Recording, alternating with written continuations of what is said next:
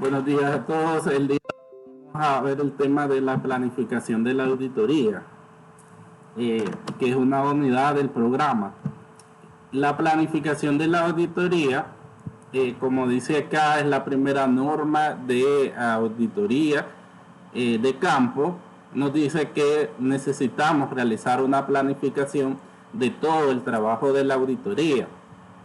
Anteriormente veíamos que teníamos los programas de auditoría. Si nos acordamos, en los programas de auditoría están todos los procedimientos o todas las pruebas de auditoría que se van a llevar a cabo en la ejecución del trabajo de campo. Necesitamos nosotros primero estructurar cuáles son las cuentas o cuáles son los ciclos que vamos a estudiar, y en base a ello nosotros vamos a planificar qué procedimientos tenemos que llevar a cabo en cada una de esas cuentas para que tengamos la seguridad razonable sobre las cuentas de los estados financieros. La auditoría se debe planificar de forma adecuada y los ayudantes, si es que se tienen, deben supervisar en forma correcta. Existen tres razones por las cuales el auditor planea adecuadamente: permitir que el auditor obtenga la evidencia suficiente y competente, ayudar a mantener los costos a un nivel razonable y evitar malos entendidos con el cliente. El proceso de auditoría va a empezar cuando hay una necesidad de una auditoría. Allí empieza todo. Entonces después la empresa va a contratar a una firma de auditores para que lleve a cabo la auditoría a los estados financieros de esa compañía. Pero en el primer entendimiento del cliente está saber qué es lo que necesita el cliente de vos. O sea, vos como auditor, qué necesita que le revise, dónde está la mayor importancia que se le está dando a ese trabajo de auditoría, cuál es la necesidad, para qué ese cliente necesita esa auditoría. Entonces, con toda esa información, vos vas a planificar en base a tener resultados que satisfagan lo que necesita ese cliente o esa empresa, y de esa forma todos queden satisfechos en base al trabajo de la auditoría. Entonces, primero vos conocés qué necesita el cliente con tu trabajo de auditoría, y en base a eso vos podés proyectar cómo vas a planificar para lograr esos resultados. En lo que nos dice obtener evidencia suficiente y competente, se refiere a cuántos procedimientos de auditoría vos necesitas llevar a cabo para poder vos decir son suficientes para poder yo opinar sobre estos estados financieros. Por lo general, recuerden que eso va en base al juicio profesional o el criterio profesional del auditor, decidir cuánto él necesita para poder opinar. Ayudar a mantener costos a un nivel razonable. La planificación tiene un papel muy importante porque en tu planeación vos vas a decidir cuántas personas, por ejemplo, necesitas para llevar a cabo ese trabajo, esa auditoría. Vos te contrataron para realizar una auditoría a la empresa X, entonces vos ya ves el nivel de operaciones de esta empresa que necesitan de la auditoría. Comenzás a diseñar los procedimientos que vas a llevar a cabo, y eso te va a vos permitir saber cuántas personas necesitas. Entonces, si vos llevas a cabo una planeación mala, errónea, entonces te va a generar unos costos más altos, porque en vez, por ejemplo, de 2 personas, vos decís necesito 5. Entonces hay 3 personas extras que necesitas que pagarle salario. Entonces, una buena planificación te va a ayudar a mantener costos razonables, porque recuerden que las auditorías las cobramos por hora. Eso lo veíamos cuando hacían la carta oferta técnica y económica, que decíamos en base a lo que nosotros estimamos que va a durar esta auditoría y en cuántas personas necesitamos, así le vamos a ir ubicando las horas de cada trabajador, y en base a eso nosotros ponemos un costo en dólares en base a cada hora de cada uno de ellos, y nosotros multiplicábamos y con eso obteníamos el costo de la auditoría. Entonces, entre más personas tenga o más tiempo estipulé, más cara va a ser esa auditoría, y puede ser producto de una mala planificación. Entonces, la buena planificación te va a decir a vos cuáles son los procedimientos que necesitas, cuánto es el tiempo que necesitas y cuántas son las personas necesarias para llevar a cabo este trabajo. Y evitar los malos entendidos con el cliente, que tiene que ver meramente con lo que decíamos, que primero vos te vas a reunir con el cliente para conocer qué es lo que él espera de tu trabajo de la auditoría, y en base a esa necesidad que él tiene, vos vas a planificar para lograr ese objetivo, quedar bien con el cliente. Los elementos principales en la fase de planeación está el entendimiento de los términos de... Recuerden que veíamos que en el inicio una carta de oferta técnica y económica, una carta de compromiso, y también hacíamos un auditoría decíamos, para que quede de una forma legal. Entonces vamos a hacer un contrato de auditoría donde estén todas las cláusulas, las obligaciones, los derechos y las obligaciones entre el cliente y la firma de auditores. Entonces ahí queda el contrato, todos los términos, y en base a eso vas a cumplir. Recuerden que en el contrato estaba el tiempo, por ejemplo, estaba la carta de oferta. Entonces ahí tenés que ir revisando si vos vas cumpliendo con lo estipulado en el contrato de auditoría. Ok, buenos días. Conocimiento y comprensión de la entidad y su sistema contable. Entonces, de lo primero que tenés que conocer es, decíamos, la empresa, a qué se dedica la empresa que vos vas a auditar, cuál es su objeto de negocio, quiénes son sus principales clientes, sus principales proveedores, cuáles son los productos que ofrecen el mercado. Además, ya a nivel operativo, cómo es su estructura organizacional, qué sistema contable computarizado utiliza esa compañía. Entonces necesitas todo. Sí, el sábado vamos a examen presencial. Necesitamos toda la información que nosotros podamos recabar. Recuerden que hay que hacer en esta etapa entrevista, hay que ir a hacer un recorrido a las instalaciones de la empresa, evaluar el control interno. Todo eso necesitamos para poder hacer la planeación. Objetivos y alcances de la auditoría se relaciona con la extensión del examen, si se van a examinar todos los estados financieros en la totalidad o alguna cuenta en especial o un segmento.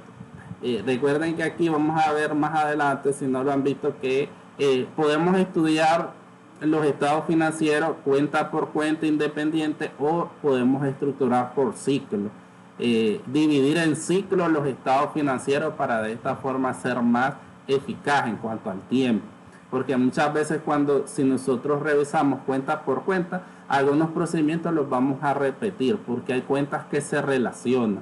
Entonces aquí sería estudiar por ciclo, y si hay alguna cuenta específica la examinamos independientemente. Por ejemplo, el efectivo, que el efectivo tiene que ver con todo el banco. Entonces hay cuentas en las que le pondremos una mayor atención, y hay cuentas que tienen tal vez menos importancia relativa en los estados financieros y la podemos estudiar junto con otras.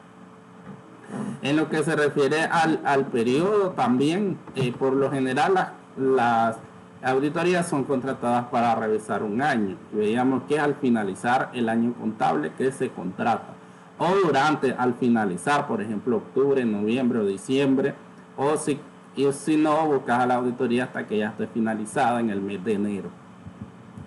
Estudio preliminar de los sistemas, incluido el control interno, es trascendente a efectos de la auditoría, ya que de la conclusión que sobre el mismo se forme el auditor, depende de la profundidad del examen, la naturaleza, la extensión y la oportunidad de los procedimientos.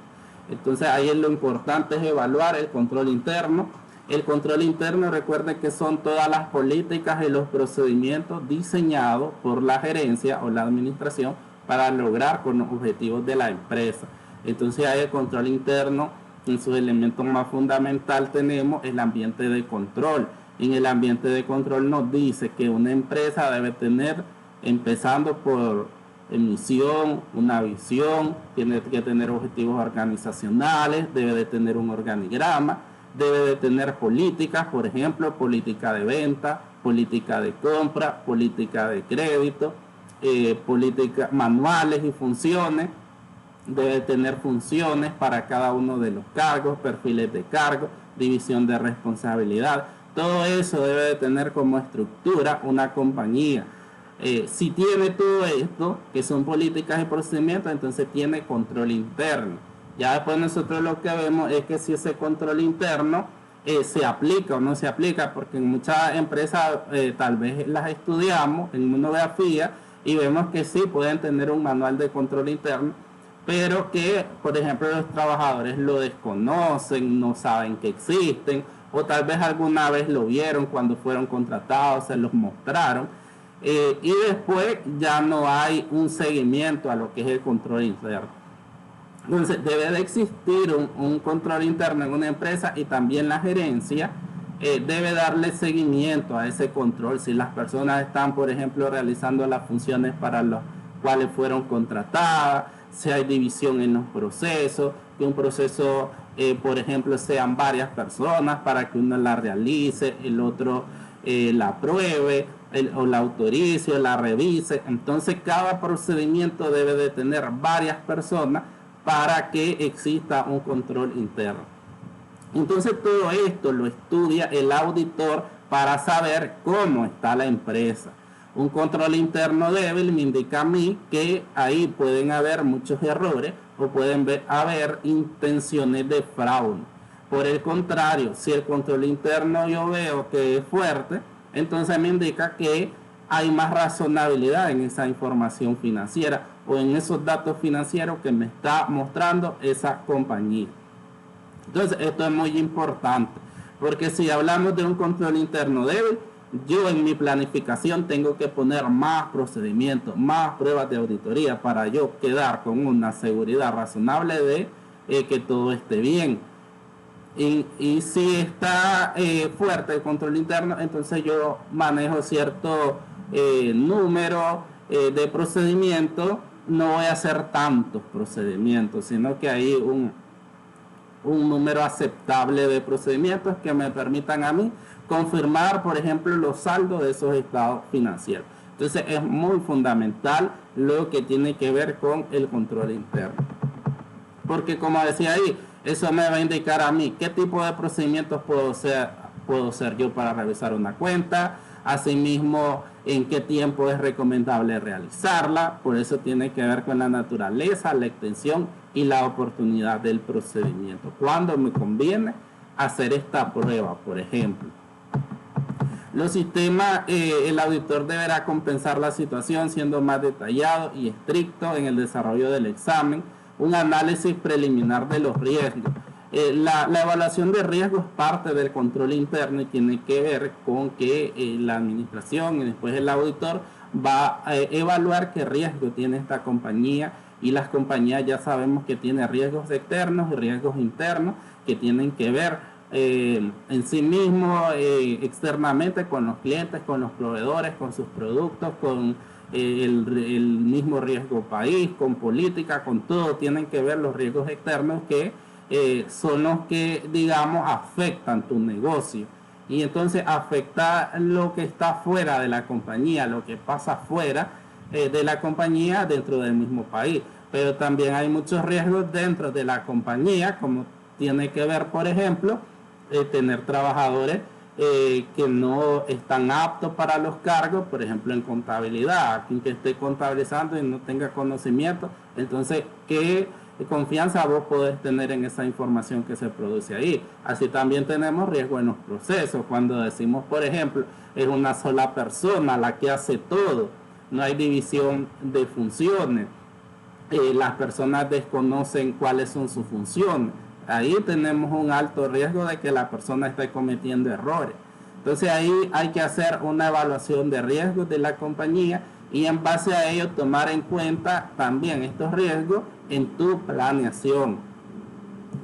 Riesgos inherentes, riesgo de control y riesgo de detección son los son los riesgos que existen en una auditoría que tienen que ver.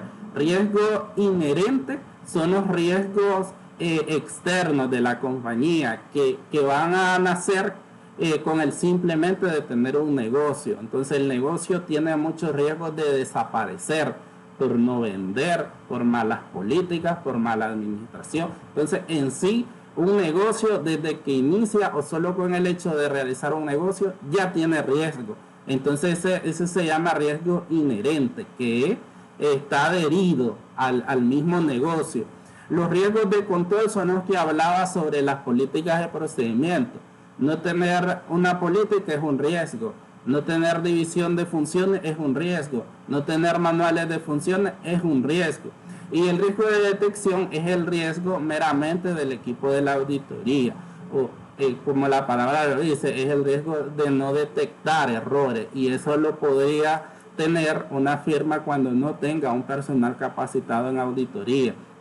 Entonces esa persona no va a ser capaz de llevar a cabo su trabajo y no va a ser capaz de encontrar errores en la contabilidad. Y por eso es que siempre decimos que el auditor debe de saber mucho de contabilidad, porque si va a revisar, entonces tener una persona que no domina contabilidad, eso a la firma le va a tener un gran riesgo de detección, que es que esa persona no va a encontrar ningún error porque no sabe. Entonces tenemos aquí un estado preliminar de la materialidad en base. La materialidad tiene que ver con el riesgo aceptable en una auditoría y eso se saca en función de la utilidad. En el caso cuando tengo utilidad la empresa y en el caso que tengo una pérdida se basa en función de los activos. Ya sabemos que los activos es lo que vale una empresa. Entonces en base a eso se estiman un porcentaje de materialidad que es el riesgo aceptable. ¿Cuánto es lo aceptable como riesgo o como pérdida en esta auditoría? Es 10.000 córdobas, es 20.000, es 100.000. Eso lo va a dar una cifra. La materialidad es el riesgo aceptable en una auditoría y te lo da en términos monetarios. Yo puedo aceptar aquí, por ejemplo, 100.000 córdobas. Eso sí, te lo va a dar tu cifra de tus estados financieros. Planeación específica de la auditoría y la elaboración de programas de auditoría. Aquí ya eso es la parte que vimos anteriormente, que para cada una de las cuentas independientes que vas a revisar, entonces elaboramos un programa que contiene primero una descripción de la cuenta, que es como un concepto, veíamos. Después tiene los objetivos que nosotros perseguimos con auditar esa cuenta. Y después en el modelo que presentaba tenía una etapa inicial, etapa intermedia y etapa final. Y en esas etapas, ¿qué es lo que se va plasmando? Todos los procedimientos de auditoría que yo voy a realizar para verificar o examinar esa cuenta que estoy estudiando. Ese es un programa de auditoría. Planificación previa. Ocurre al principio de la auditoría, con frecuencia en la oficina de cliente, en la medida de lo posible. Implica decidir si se acepta o continúa haciendo la auditoría, evaluar las razones del cliente, obtener una carta de compromiso y seleccionar al personal. Eso es los primeros pasos para llevar a cabo la auditoría. Como decía, siempre hay que estar en constante comunicación con el cliente. Por medio de la entrevista o visita donde el cliente, decíamos al inicio, es para saber el entendimiento, qué es lo que necesita el cliente. Y una vez que tenés toda la información sobre el cliente, vos vas a aceptar si la vas a hacer o no la vas a hacer. Recuerden que podrías encontrarte con un tema de lavado de dinero en tu entendimiento del negocio. Y entonces vos tenés toda la información del negocio y vos podrías decir, este negocio no es tan legal, lo miro medio turbio. Entonces vos vas a decidir, ¿la voy a realizar o no voy a realizar la auditoría? Y ya después viene lo que digamos que es la carta de compromiso y el contrato de auditoría, que ya es la forma legal de relacionar los términos del trabajo de auditoría y seleccionar al personal de auditoría, cómo va a estar compuesto tu equipo. Recuerden que esto tiene que ver mucho con la planeación, porque en base a los procedimientos que vos estimás que vas a hacer, te da el requerimiento de cuántas personas necesitas para llevar a cabo ese trabajo. Investigación de nuevos clientes. antes de aceptar un nuevo cliente, los despachos de contadores investigan la compañía, su aceptabilidad, evaluar la posición del posible cliente en la comunidad empresarial, su estabilidad financiera, las relaciones si tiene con despachos de contadores anteriores. En el caso de clientes que no han sido auditados por otro despacho, el nuevo auditor debe de comunicarse con el auditor anterior.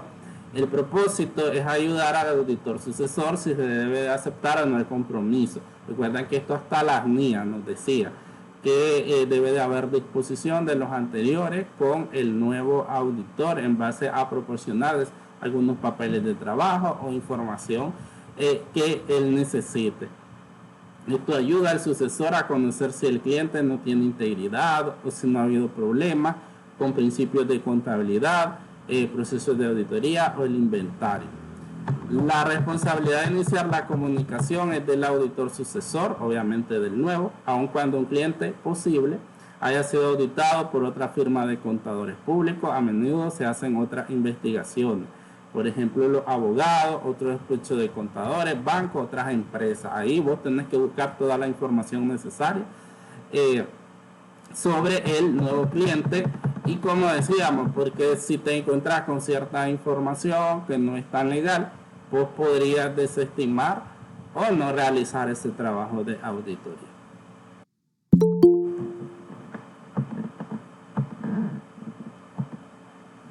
Para clientes continuos, los contadores evalúan sus clientes existentes cada año para determinar si existen razones para continuar realizando la auditoría.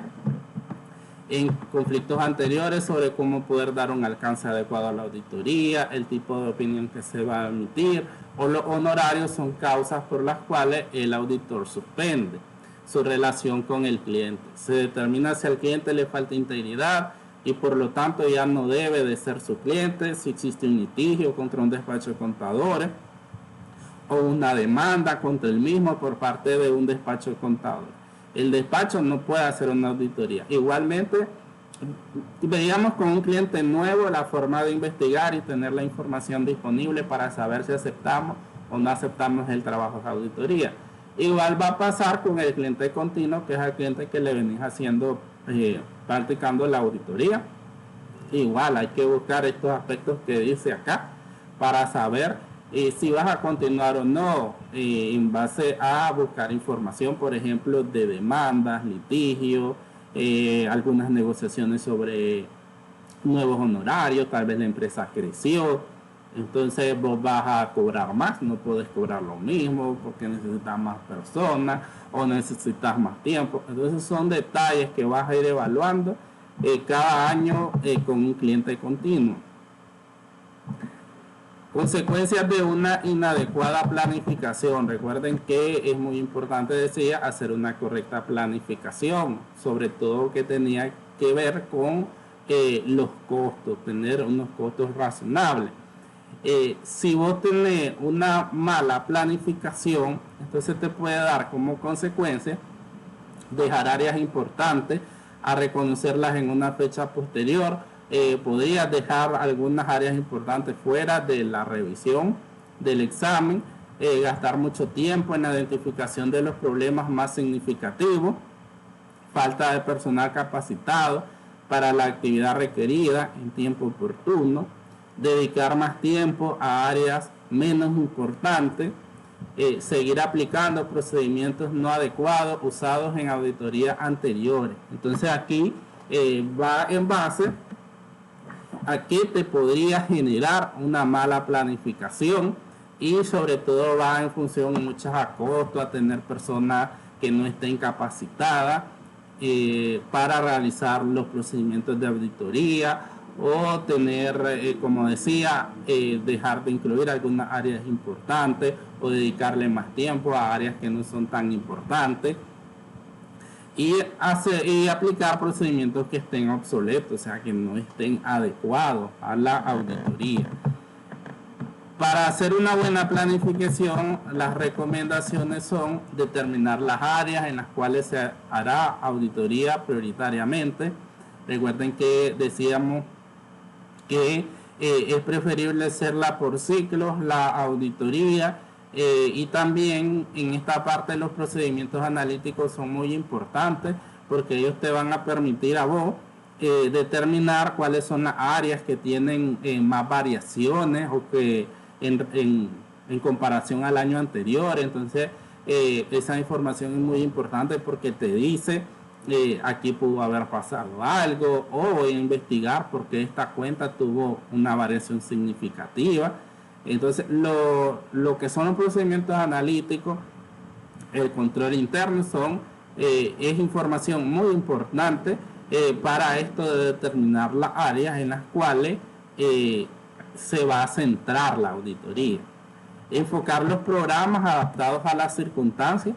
Entonces, aquí tenés que ver bien que no podés, digamos, usar programas iguales de otra empresa que ya hiciste anteriormente y los mismos procedimientos los voy a hacer aquí. No, vos tenés que adecuar los programas en base a la información que tengas sobre esa compañía. Entonces los programas son diferentes para una compañía y para otra. Determinar el alcance y la profundidad de la auditoría en cada área, hasta dónde voy a revisar. Eso tiene que ver con el alcance y la profundidad y en relación a la importancia de las mismas cuentas. O sea, esta es una cuenta muy importante, entonces yo debo revisar más, debo de aplicar más procedimientos, más pruebas. O vos decís, esta cuenta no tiene mucha significancia o importancia relativa en los estados financieros, entonces no voy a hacer tantos procedimientos o pruebas de auditoría, porque se puede razonar más fácilmente el saldo de esa cuenta. Establecer cronograma, definir cédula y papeles de trabajo a desarrollar. Aquí, por ejemplo, en función de eso ya lo tenemos en función de tiempo. En lo que se refiere a cronograma, es el tiempo que vamos a estimar para cada una de esas procedimientos de actividades que vamos a realizar. Asimismo, qué persona la va a llevar a cabo, cuánto es el tiempo. Eso lo veamos en el programa de auditoría, que se estipula el tiempo y la persona que va a realizar, qué día lo va a realizar. Definir tiempo a emplear por área, investigación de aspectos generales, específicas. Hay dos tipos de investigación, una de tipo general y una de tipo específico. Una de tipo general tiende a determinar los aspectos comunes de toda empresa, como la ubicación, las características jurídicas, si es persona física o moral, se deben investigar en su caso, clase de sociedad, cláusulas principales de la escritura constitutiva, el cuerpo administrativo, los poderes. Primero, la ubicación, donde está ubicada la compañía, pues las oficinas, cómo está estructurada. Después, los aspectos legales. Siempre lo que se busca es que sea una empresa constituida legalmente, en caso de nuestro país, según las leyes de la República de Nicaragua. Entonces, y vamos a verla en función de qué tipo de sociedad es, si es una cooperativa, si es una sociedad anónima, si es una ONG. Entonces, en base a eso, vamos a ver que si cumple con todos los requisitos legales. En el caso de por ejemplo, una sociedad anónima, entonces nosotros vamos a pedir su escritura de constitución, su inscripción como comerciante, vamos a pedir los libros, ya sabemos que está el libro de acta, el libro de acciones y los libros contables, diario mayor. Asimismo, cuáles son los poderes otorgados, si hay poder general de administración, si hay poder generalísimo, todo eso lo tenemos que revisar para ver si la empresa está constituida legalmente. También debemos ver algunos aspectos legales del país, como aspectos fiscales en relación a, ya sabemos, el periodo contable. Se declaran todas las declaraciones de impuestos, declaración mensual, declaración anual, toda esa parte de información de la compañía, características contables y financieras, cuál es la norma que utilizan, si utilizan los principios de contabilidad o utilizan las normas internacionales de información financiera, si utilizan un sistema contable computarizado, lo llevan en Excel, lo llevan manual, movimientos de mercancía en base a tu inventario para empresas que manejan inventario, como se da la compra, las entradas, las salidas de inventario, manejan Cardex, hay una bodega, qué condiciones tiene la bodega, hay responsable de bodega. Específico comprenderá la determinación del objeto social del negocio, envío de auditor más experimentado. ¿A qué se dedica? Es ilícito lo que hace la empresa, observaciones, cómo rehacer inventario, bienes inmuebles, cuáles son sus activos fijos, tienen propiedades, tienen edificios, vehículos, tienen los documentos legales que soportan que son los dueños, ya sabemos, tiene que existir una escritura de compraventa, o las facturas en el caso de algunos activos fijos, fecha de revisión de contrato y otros. En la obtención de antecedentes es un conocimiento amplio del negocio, de la industria, un conocimiento sobre las operaciones de la compañía son esenciales para realizar la auditoría adecuadamente. Esto se obtiene en las instalaciones del cliente, específicamente en el caso de un cliente nuevo. Es conocer toda la información sobre el desarrollo de giro de esa empresa. Es importante conocer la empresa que se va a auditar por 3 razones. Requerimientos de contabilidad distintos en las diferentes empresas, identificación de riesgo aceptable de la auditoría que realice el auditor, los riesgos inherentes a la empresa de una misma industria. Si recuerdan, estábamos viendo anteriormente, nos hablaba sobre los riesgos en una auditoría y nos hablaba de riesgos inherentes, que son, les decía yo, que son los riesgos que tiene en sí la propia empresa. En base a, desde que naces como empresa ya tenés riesgo de no vender, de tu competencia, de desaparecer del mercado por una de estas razones, el mismo riesgo país, riesgos externos como la pandemia. Entonces vos tenés que evaluar, buscar la información que más puedas sobre ese cliente para ver qué riesgos puede tener esa compañía. El conocimiento de la industria se obtiene de varias formas, entre estas incluyen conversaciones con el auditor que fue responsable en años anteriores, auditores que tengan contratos en la actualidad, que sean empresas similares.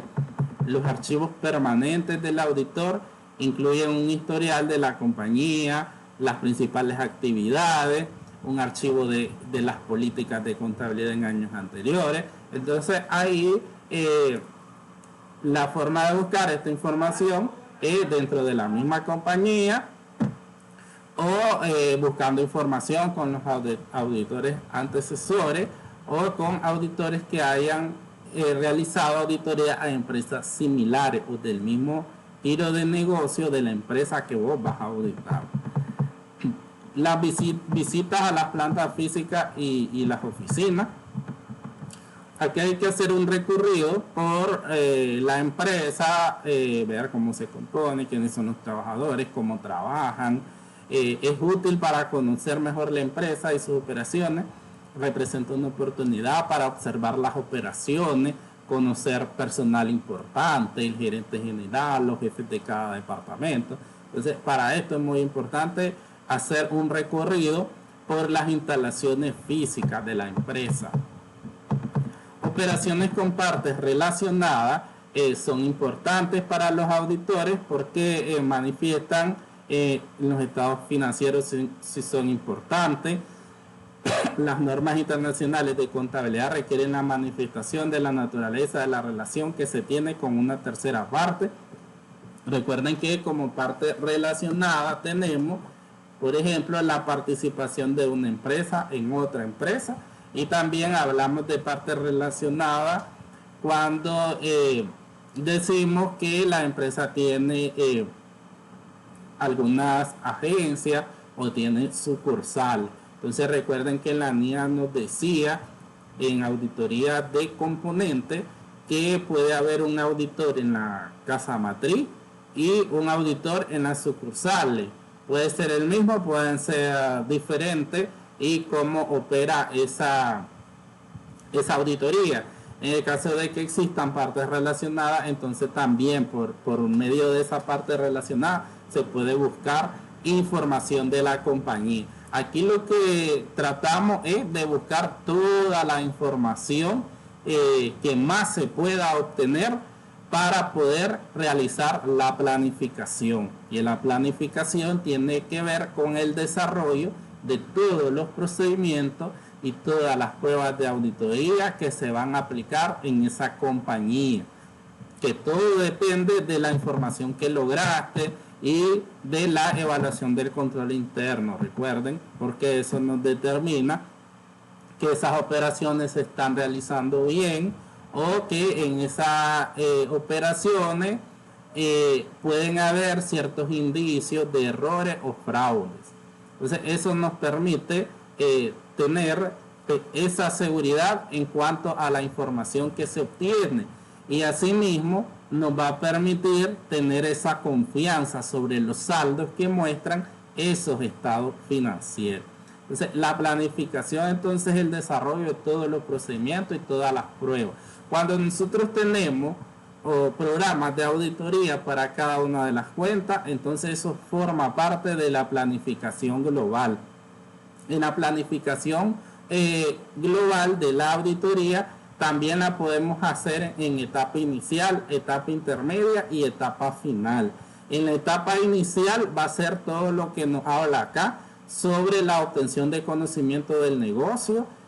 Tiene que ver con el acercamiento con la compañía, esas primeras entrevistas,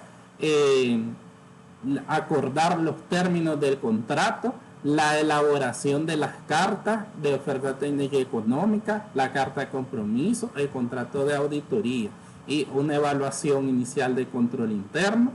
Eso tiene que ver con la etapa inicial. Después, en la etapa intermedia, nosotros vamos a ubicar todas las áreas que vamos a realizar, y cada área tiene que contener sus procedimientos que vamos a hacer.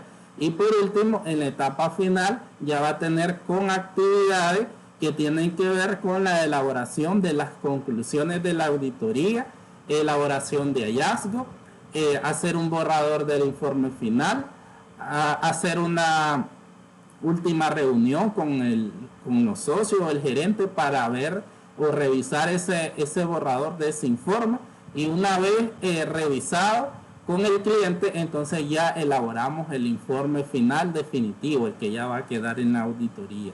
Entonces, digamos que la parte medular o central de la planificación son los programas de auditoría, porque en ellos vemos que decidimos qué áreas o qué cuenta vamos a revisar, y asimismo cuáles son los procedimientos que nosotros vamos a hacer para confirmar los estados financieros. Consulta, alumno.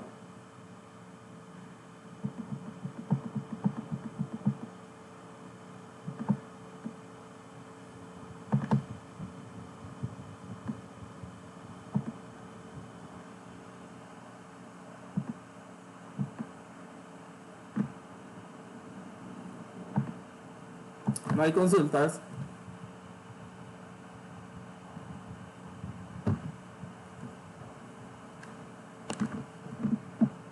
Sobre esta clase voy a dejar una actividad de aprendizaje.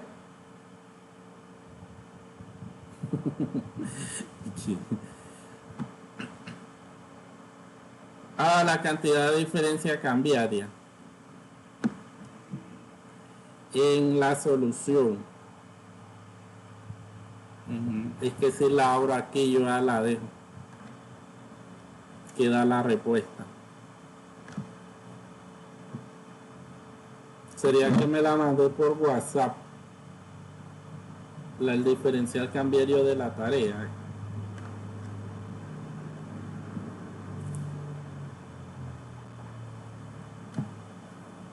¿Cuánto te da?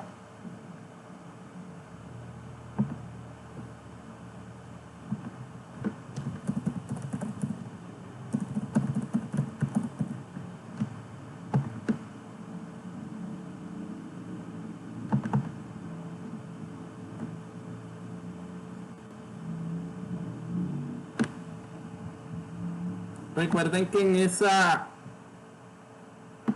esta que tengo acá no es. En esa de la tarea, a mí me preguntaban algo que sale en inglés, me dice. Lo que sale en inglés era lo que tenía que ver con las comisiones bancarias, a la par de una comisión. No es esta tampoco.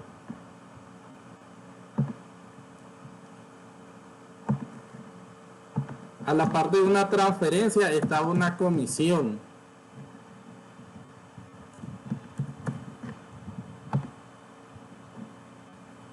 Y eso obviamente tenía que ir de...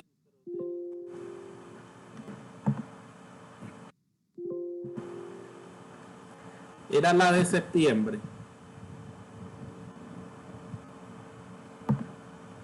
¿Qué fecha es, Marta? ¿Vos tenés ahí? No.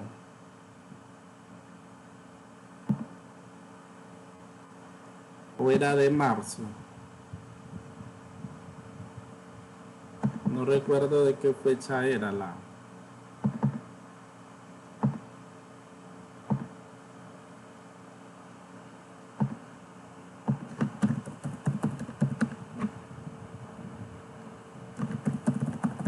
¿Vos, Noelia?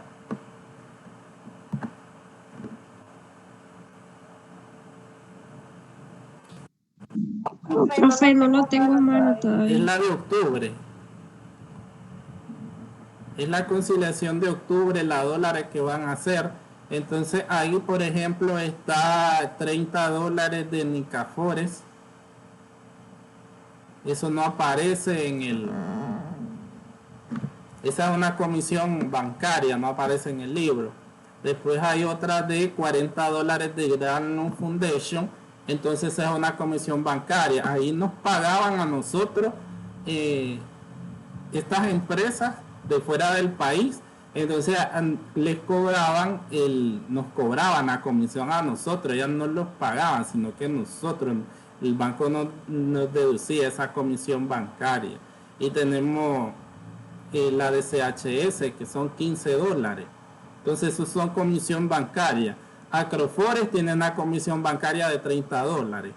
Granlon tiene una comisión bancaria de $40 y CHS Inc. tiene una comisión bancaria de $15.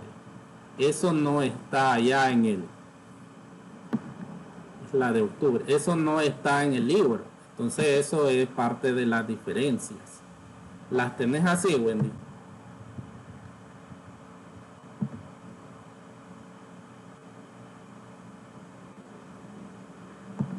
Wendy de Jesús.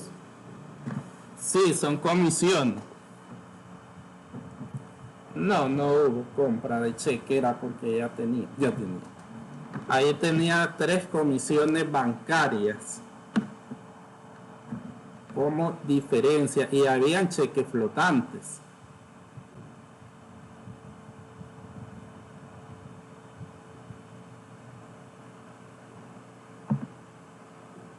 Vamos a ver, sí. Cheque flotante.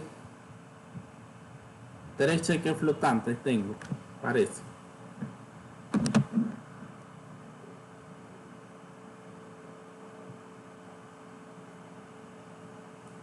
Cheques flotantes.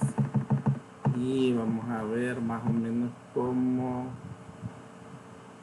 te iba a dar diciembre dólares. Es la de octubre, agosto, septiembre, octubre.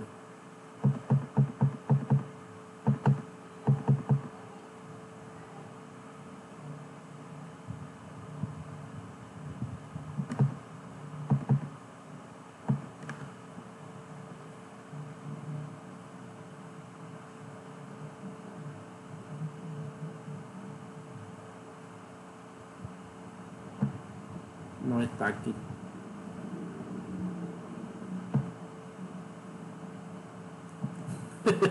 Cuatro son.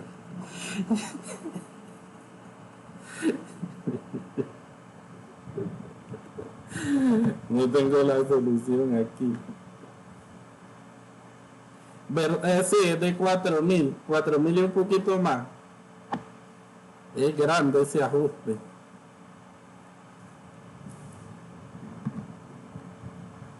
Es grande ese ajuste de esa conciliación. Es que no sé dónde la tengo guardada la respuesta. Pues sí, sé que son más de 4.000. Sí, son el ajuste por diferencial cambiario. Acuérdate que según la fórmula, si es positiva, es un ingreso financiero y si es negativa, es un gasto financiero. Eso es la respuesta. Eso en la respuesta de la fórmula, si te da positivo, te da negativo.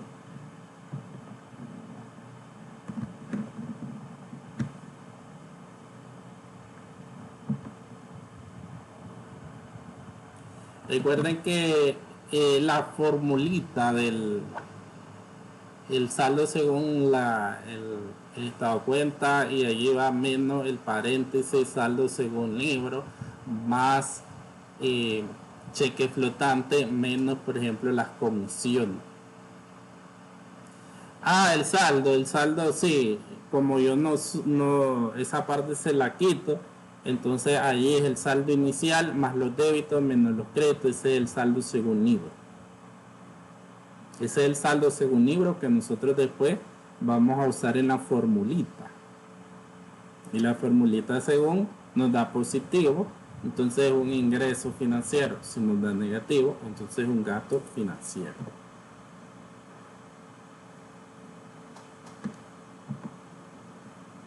Voy a buscar la respuesta.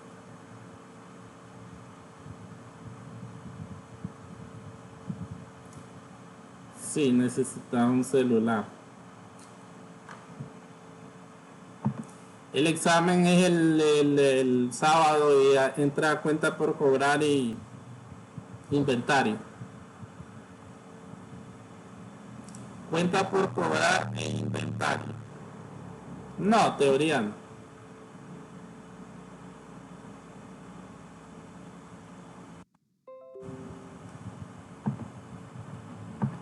Actividad de aprendizaje para esta semana. Busquen información en internet para ayudarse.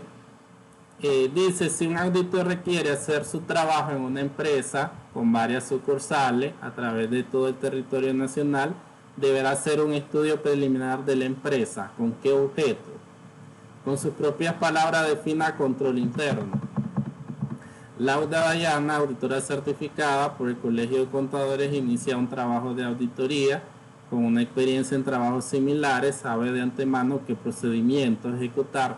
Sin embargo, no deja plasmado en ningún documento su programación. Hizo una visita sola a la casa matriz, indagó con el gerente de venta y la responsable de recursos humanos. ¿Cree usted que la actitud de esta famosa CPA es adecuada? ¿Cuáles serían las posibles consecuencias al no realizar una planeación adecuada? ¿Podría explicarle a la joven auditora los motivos por los que se debe planear?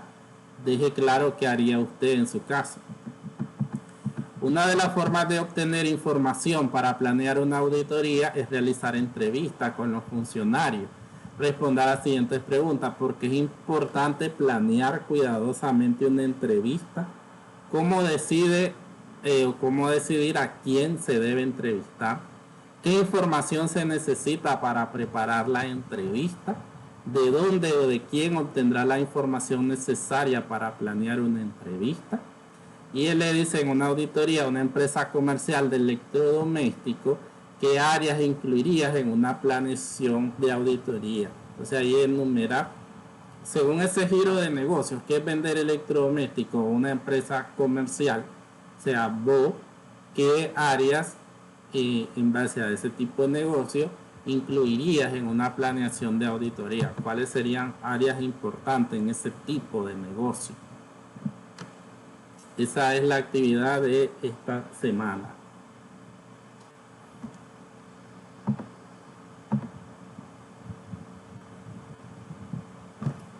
¿Oyeron? Está bien, profe. En el caso de la... Bueno, tal vez le mando la respuesta. Voy a buscar de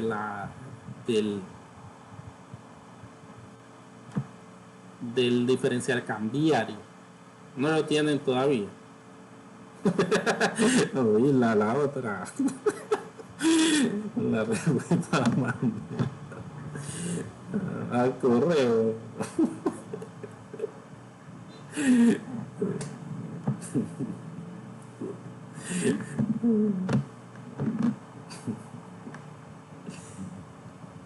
Voy a buscarla, es que tengo tantos documentos.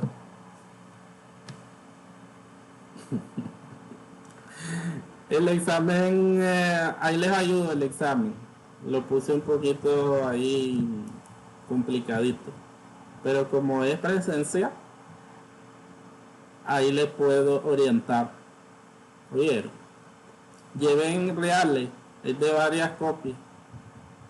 Es más pesado.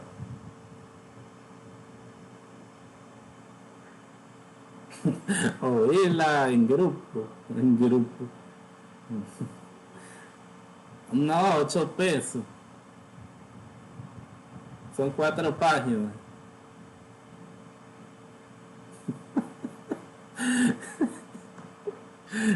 Cuatro pesos.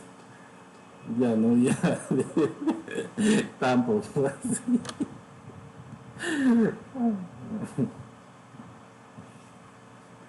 Es larguito, pero ahí le puedo dar las instrucciones.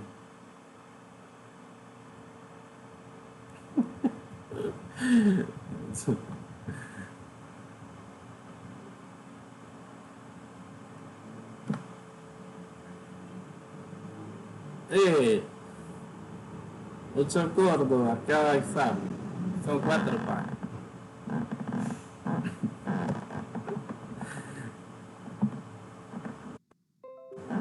Repasen. No, es de los dos temas prácticos, pero lleva unas cositas más que ahí les voy a explicar.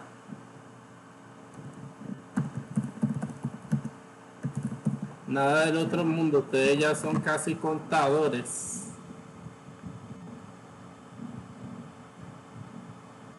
Casi, casi ya.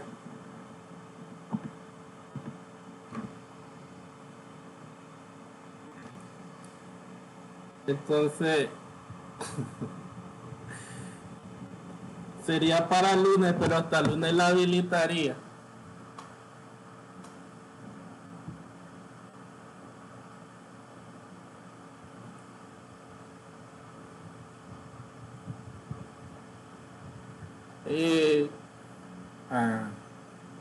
Ya la mandaste.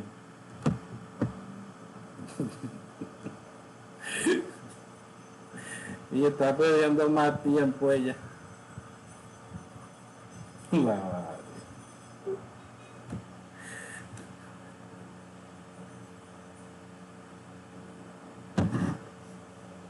La voy a esperar para lunes, pero hasta lunes la voy a habilitar.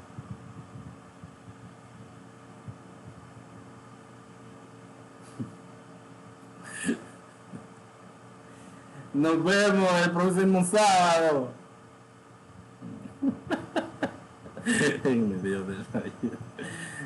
Que voy para la universidad ahorita.